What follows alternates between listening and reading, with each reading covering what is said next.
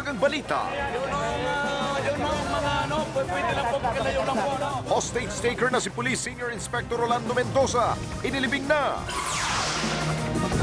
Mga forensic expert mula Hong Kong, hindi pinapasok ng PNP sa hinostage na bus. Bista buhay itong mga pulis nito na binabaliwan ninyo. Manila Mayor Alfredo Lim, galit na idinepensa mga pulis ng MPD laban sa kabi-kabilang pagbabatikos. 4 patay matapos mahulog sa bangin ang isang 10-wheeler truck. Dating binibining Pilipinas International Melody Girls Band, inihatid na rin sa kanyang huling hantungan. 200,000 nursing board passers, walang makuhang trabaho. Mga gustong kumuha ng nursing, pinayuhang maghinay-hinay. At mga Cebuano, umalma sa pahayag ni dating Miss Universe, Gloria Diaz. I thought they were gonna stone me to death.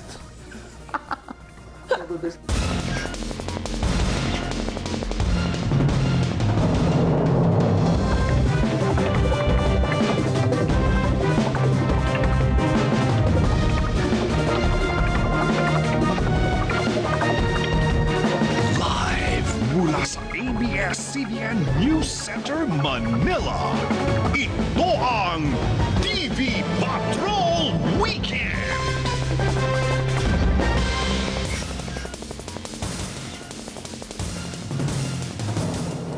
Magandang gabi Pilipinas, kami ang mga patrol ng Pilipino. Nagbabalita at naglilingkod sa inyo saan man sa mundo.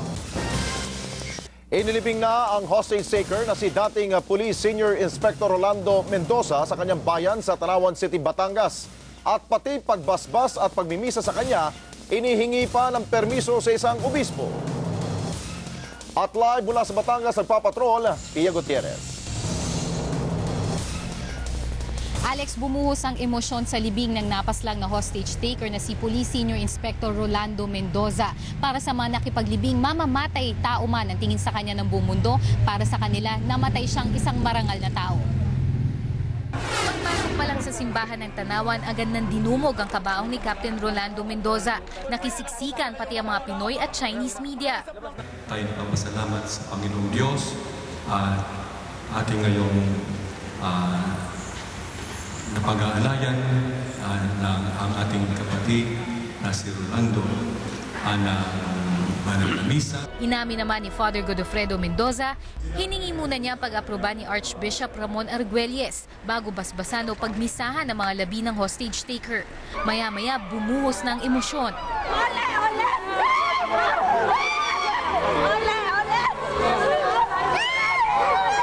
Sa himlayan ng Tanawan, inilibing si Mendoza na walang bandila sa kabaong at wala ring 21 gun salute na tulad ng ginagawa sa isang namayapang opisyal ng pulisya.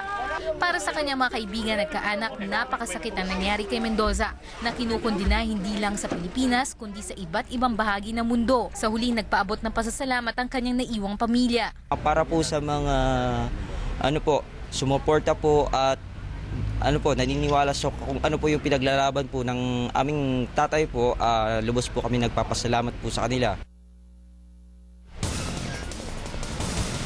Alex, ngayon tapos na ang libing ni Mendoza. Isisimula naman daw ng Tanawan PNP ang investigasyon kung sino nga ba ang nag-utos ng paglalagay ng bandila sa kabaong ni Mendoza na lubhang ikinagalit ng Chinese community. Alex?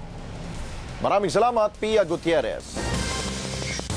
Muling idinepensa ni Manila Mayor Alfredo Lim ang mga pulis ng Manila Police District laban sa mga batikos. Hindi naman siya nakaiwas kanina sa matatalas na tanong ng Hong Kong journalist na nag-interview sa kanya. Nagpapatrol, Israel Malasa. Bagamat nahaharap sa kabi-kabilang batikos at pangungutya, hindi ito naging hadlang para sa mga miyembro ng Manila Police District na gunitain ang ika-23 anibersaryo ng pagbawi sa himpilan ng PTB4 na ngayon pagmamayari ng ABS-CBN. Nagbuwis ng buhay ang ilan sa mga pulis ng Nooy Western Police District na hawak ni dating WPD Chief Alfredo Lim. Sa kabila ng matagumpay na pagsusulong sa demokrasya noon, aminado ang MPD ngayon, mababa ang kanilang moral. Payo ni Mayor Lim. Keep your head high. Bista buhay itong mga pulis nito na binabaliwan ninyo. Pagkatapos ng simpleng programa, nagpaunlak ng panayam silim sa mga mamamahayag na bumiyahe pa galing Hong Kong. Idinipensa pa rin niya ang ginawa ng mga pulis. Pero hindi siya nakaiwas sa mga tila matatalas na tanong ng banyagang mamamahayag. You think that there should be more trainings for the SWAT or unit? Well, they have adequate training. Oh, it's a safe city because that's an isolated case. Nangako rin silim sa mga Hong Kong journalist na hindi magiging lutong Macau ang investigasyon sa mga pulis na rumisponde sa hostage drama. Sa Martes, mag-aalay ng dasal ang lungsod ng Maynila. Umaasa sila mabibigyan ng katahimikan ang mga namatay at makausan ang lahat sa madugong trahedya. Israel Malasa, Patrol ng Pilipino. Nanawagan ng mga opisyal ng simbahan sa mga kasapi ng media na repasuhin ang mga patakaran sa coverage para maiwasan ang ilang komplikasyon tulad ng nangyari sa hostage taking noong Lunes. Nagpapatrol Abner Mercado.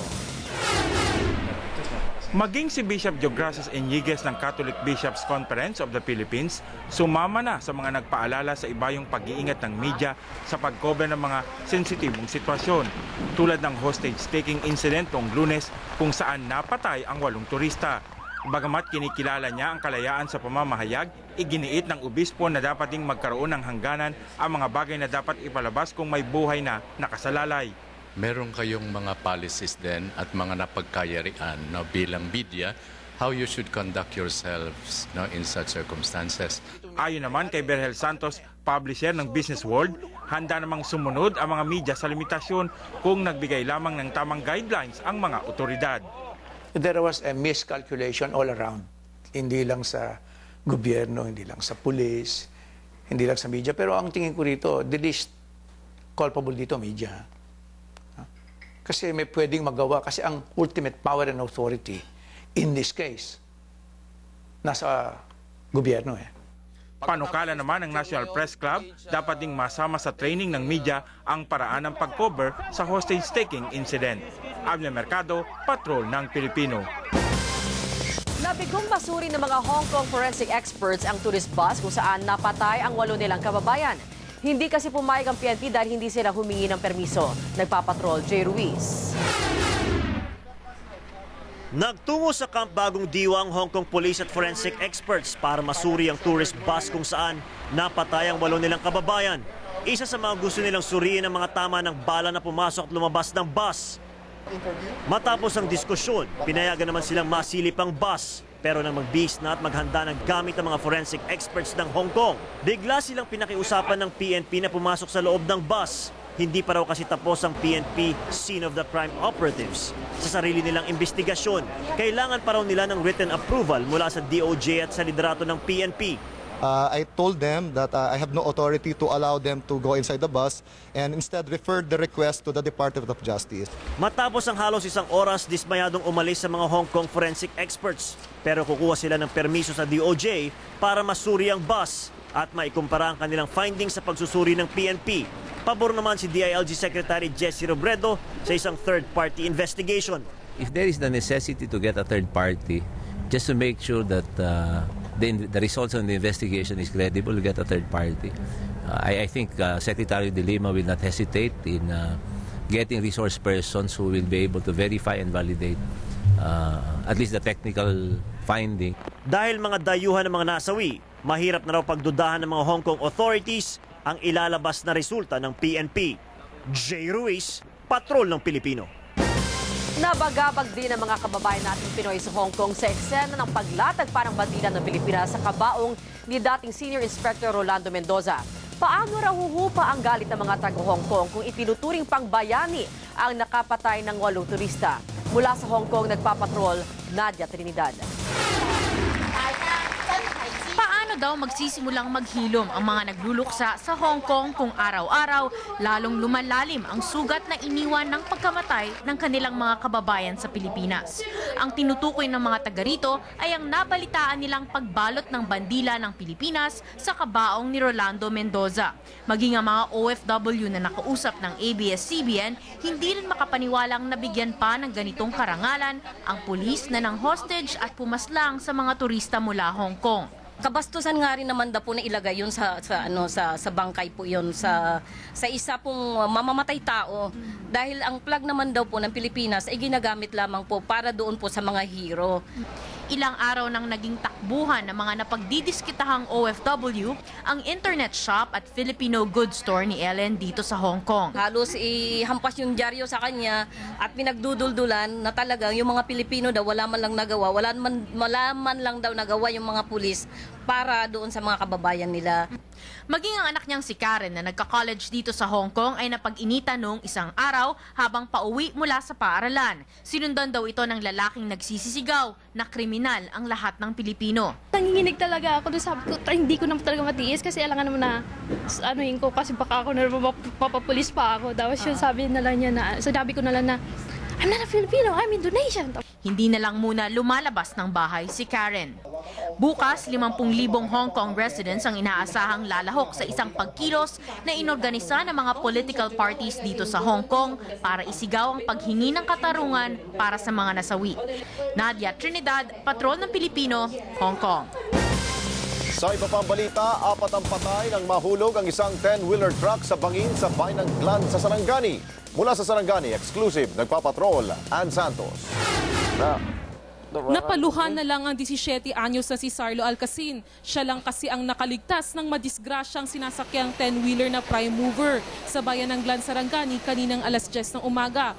Karga ng truck ang isang backhoe, pero pagdating sa parteng ito ng kalsada sa Glan, pinilit ng kanyang ama na nagmamaneho ng truck na magpalit ng kambyo, pero hindi na mailipat. Dito na raw nawala ng kontrol ang truck. At pagdating sa kurbadang daan, sumalpok sila sa railings at nahulog sa bangin. Patay ang kanyang amang si Silverio, assistant driver na si Panfilo Abasenia, ang operator ng backhoe na si Jay, at ang nakisakay lang sa kanilang magsasaka na si Alberto Intero. Nigunit na siya dito sa lubot sa trailer. Nakahawak lang ako sa loob ng backhoe. Pagising ko, nasa tubig na ako. Sa biyahe dito, lalo na sa hindi pa kabisado na ang daan, magdahan-dahan lang sila. Inabutan pa ng news team ang pagkuha sa bangkay ni Jay. Kwento ni Sarlo, tinangkapan ni Jay na tumalon mula sa truck pero hindi na rin nakaligtas. Galing ang grupo sa Malita, Davao del Sur at ihahatid ang backhoe para sa road widening project ng gobyerno sa Barangay Maru sa bayan ng Glan. Ann Santos, Patrol ng Pilipino, Sarangani. Susunod! Dating beauty queen na si Melody Gersbach inihatid na rin sa kanyang huling hantungan. 200,000 nursing board passers walang makuhang trabaho. Mga gustong kumuha ng nursing, pinayuang maghinay-hinay. At mga Cebuano umalma sa pahayag ni dating Miss Universe Gloria Diaz sa pagbabalik ng TV Patrol Weekend.